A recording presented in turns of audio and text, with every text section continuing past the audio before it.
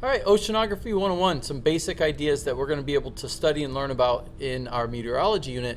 We can't ignore that the Earth is the blue planet. So a couple topics we will look at is the origin of, the formation of, and the chemistry of the oceans, composition of seawater, how we map the ocean floor using sonar and different acoustic mapping, bathymetry and ocean floor features, surface and deep water circulation. We'll get into some of these other topics, but those aren't the primary issues that we'll look at here. But we'll start off with, how did the oceans form? Where did all this water come from? Well, there's three sources that are believed that are consistent with the evolution of a planet. And the primary one is there's an internal source, volcanism, that over the early stages of the Earth's formation, volcanism, there was a lot of volcanism taking place. So water actually came from the Earth's mantle. There was also an external source, comets. And these would have been delivered in the early Hadean bombardment period.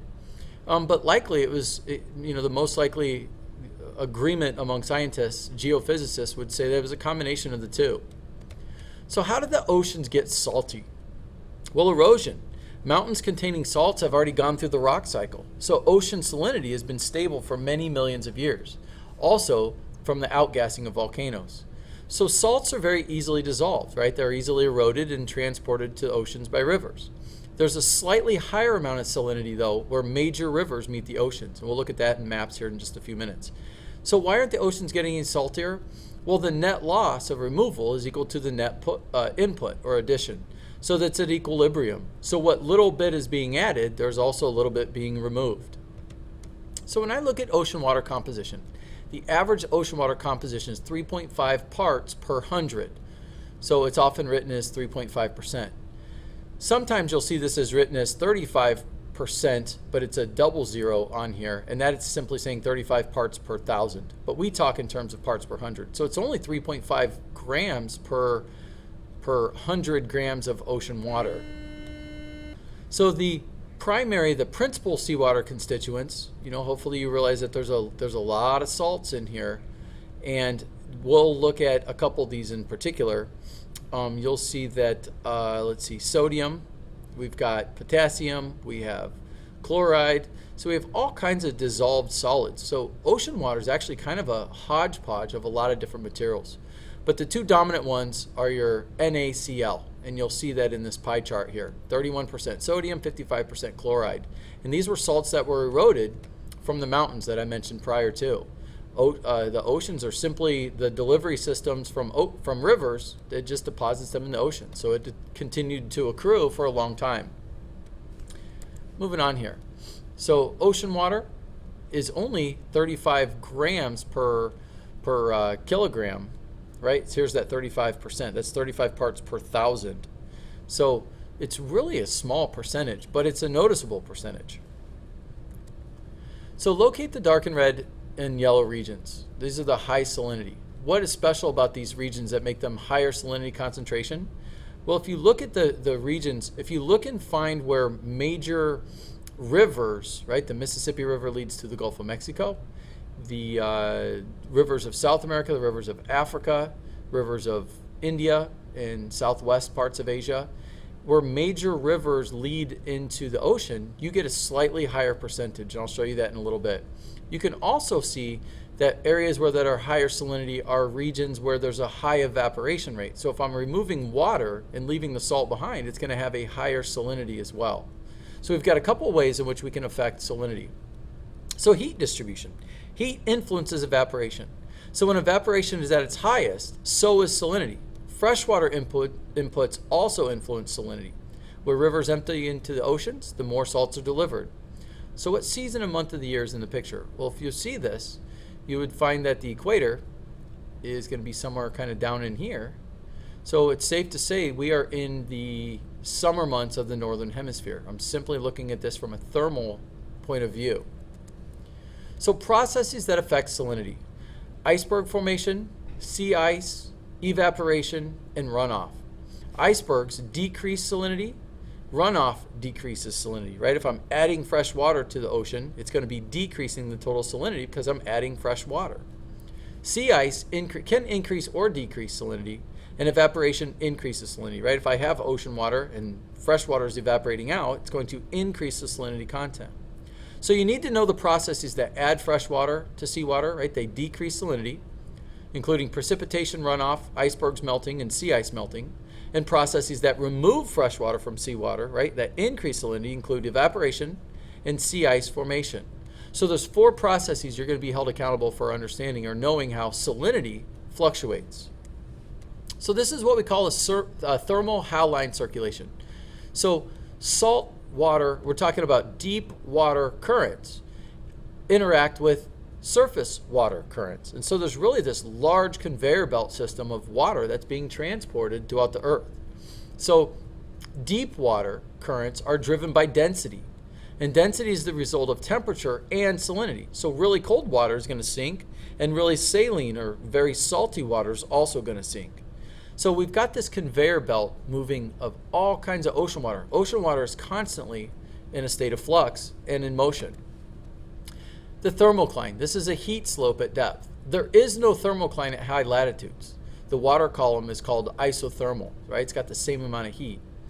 But at your low latitudes, we get this very nice zone here, and notice that it changes, it decreases as it decreases in temperature, or excuse me, as it gets deeper, it gets colder, right? The coldest water is found at the bottoms of the ocean. But at the surface, the greatest amount of heat energy is held within ocean water. This is called the Pic Decline. This is water density. Density increases rapidly at depth as water gets both colder and saltier. And oceans are stratified into density layers. Notice the topmost layer, right, near the equator, is called the mixed layer, right? It's a thin mixed layer.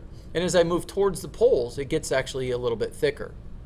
So the mixed layer is the topmost layer. Then I have what I call my Pic Decline. My Pic Decline would be the next layer here, right? I'm talking about water stratified layers that have just different characteristics. And then I have what's called my deep layer. My deep layer, notice at the high latitudes, on both the north and the south poles, there is no Pic Decline. So what I have here is it kind of flatlines here. The density gets deeper until a certain point, or excuse me, my density increases until it gets to a certain depth, and then it's fairly homogeneous. So ocean currents. So surface currents are driven by wind. Notice the clockwise motions of the oceans in the northern hemisphere, and these are what we call gyres. And the counterclockwise motion in the southern hemisphere. Those are also called gyres. So here would be the Atlantic gyre. This would be the Pacific gyre. In the southern hemisphere, they're going to be moving counterclockwise. So notice my clockwise motion in the northern hemisphere, and counterclockwise in the southern hemisphere. Let's see.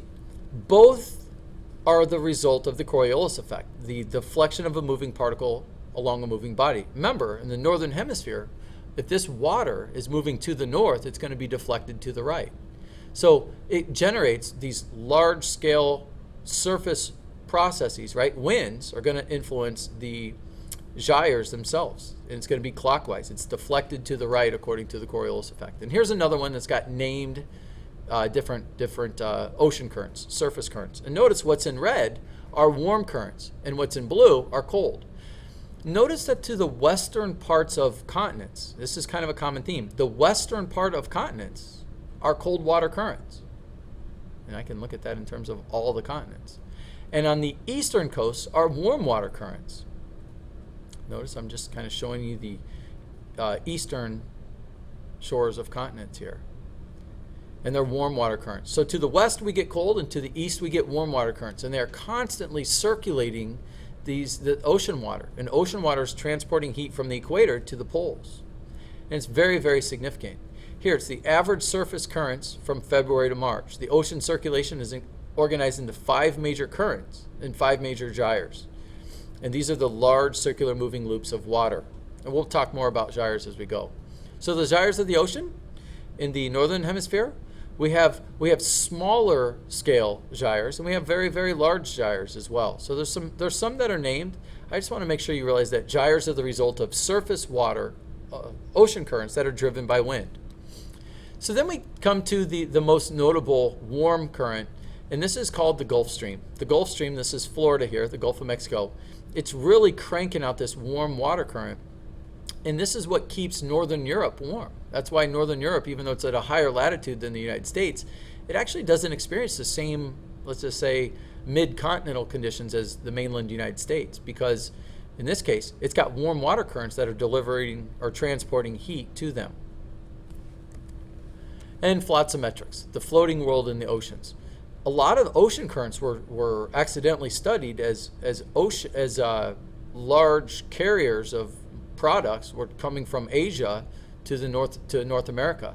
And as these boats would be tipped over, the floating materials would kind of find their ways all over the western part of the United States. And this allowed us to begin mapping.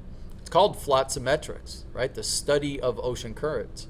And it kind of came about from these rubber duckies. True story. And here's an example of what took place after the Japanese tsunami of 2011. Here was the tsunami. A bunch of debris was deposited into the oceans, and then it just traveled to the east, right? Here's the next picture, and then here's the next picture. And it was all deposited along the west coast of North America. Notice, here's where we're getting into upwelling and downwelling.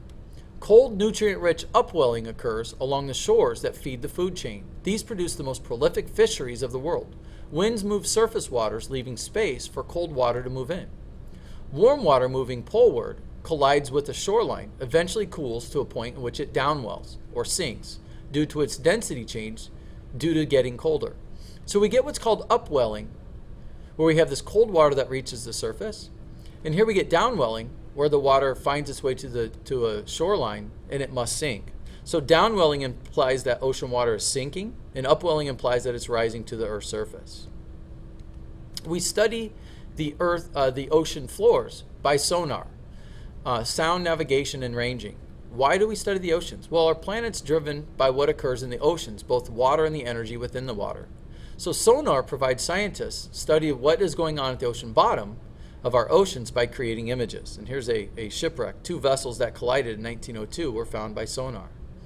And it simply sounds a pulse that sends down, and it echoes back, and the reflected wave then transmits information. So sonar is a very, very useful tool to actually map the bottoms of the oceans. And so it brings us to the Mariana Trench. Geologic features are clearly identified by using sonar from satellites. We can see the underworld. From the continental shelf along margins to the deepest ocean trenches. The Mariana Trench is nearly 7 miles deep, nearly 36,000 feet. Other geologic features include volcanoes, ocean ridges, volcanic arcs, seamounts, guyotts, and the abyss. There you have it.